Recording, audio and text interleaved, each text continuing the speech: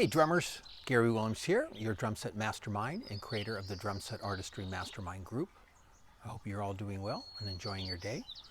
Today's video is brief but to the point. I want to talk about cymbals and my many years of experiencing playing probably hundreds of different kinds of cymbals. Of course, I started drumming, playing whatever was on my first kit, cymbal-shaped objects, and eventually started playing Zildjian cymbals in high school. In middle school a little bit too. This is back in the late 70s.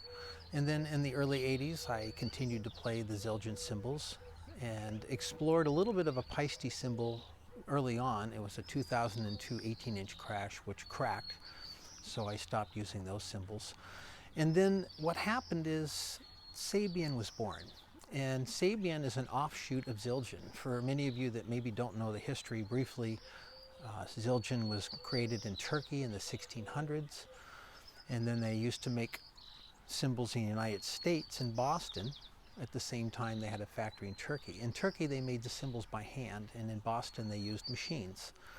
And then they moved the plant from Turkey to Canada in the New Brunswick area.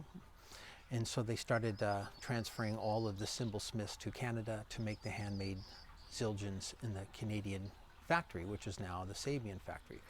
So when the father died, the two sons that were heirs to the company did not really agree on the direction of the company and decided to separate them. The older brother, Armand, owned 51% and Robert Zildjian owned 49%. And so Robert was the one that founded the location for the SABIAN factory, which was originally the Zildjian factory in Canada. So he took that over and changed the name to SABIAN from his three children, Sally, Andy, and Billy. And SABIAN's been around for many, many years. And what SABIAN is really the original Zildjian.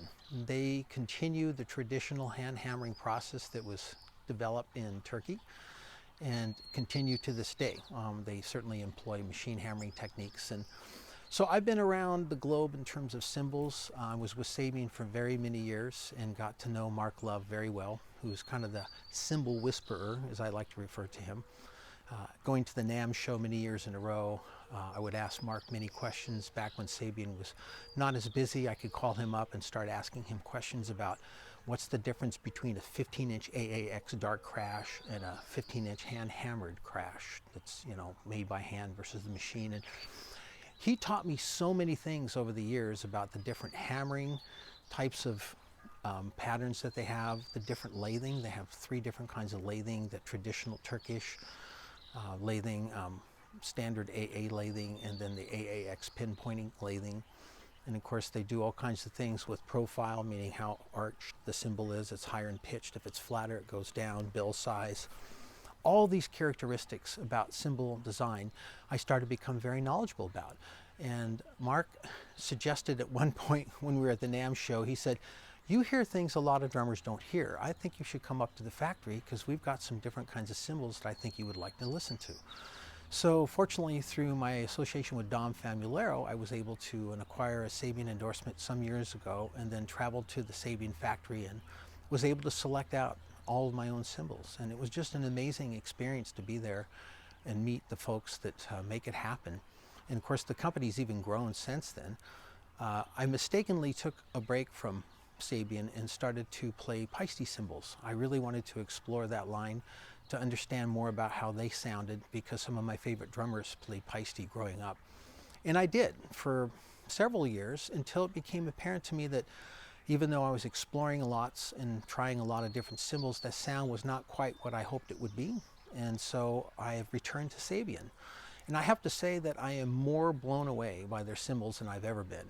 I selected all my cymbals through the place called mycymbal.com, and I recommend you go there because they have quite a catalog of different cymbals and usually several of the same type of cymbals, so you can really compare and contrast a similar crash to several others of the same just to get the right sound, because every cymbal is different. You can tune drums, but you can't tune cymbals.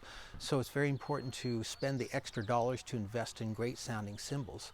So I have quite a huge collection, and I'm going to include a link to a video so you can hear my current cymbal setup, which is mostly the Legacy and the Evolution series that Dave Weckl helped design. very, very, very impressed with all the cymbals I have. I like them better than I did in the past, and I think they're making them better. So, and my ear has gotten to where I've really learned a lot about cymbals, and so now I'm very, very happy to be back playing the cymbals that sound the best to me. My favorite kind of sound, great feel, great touch, great response. I don't have to hit them very hard. I'm not into bashing cymbals. I'm into stroking them and playing them. And I'm very, very fond of cymbals. So anyways, I wanted to share with you a little bit about that and my experience in trying different cymbals, and that knowing is what I know now, that's brought me back to the SABIAN family. So I'm very happy to be back. Anyways, hope you guys have a great day. Stay nice to yourself, continue practicing, and I'll see you on our next video. Bye-bye.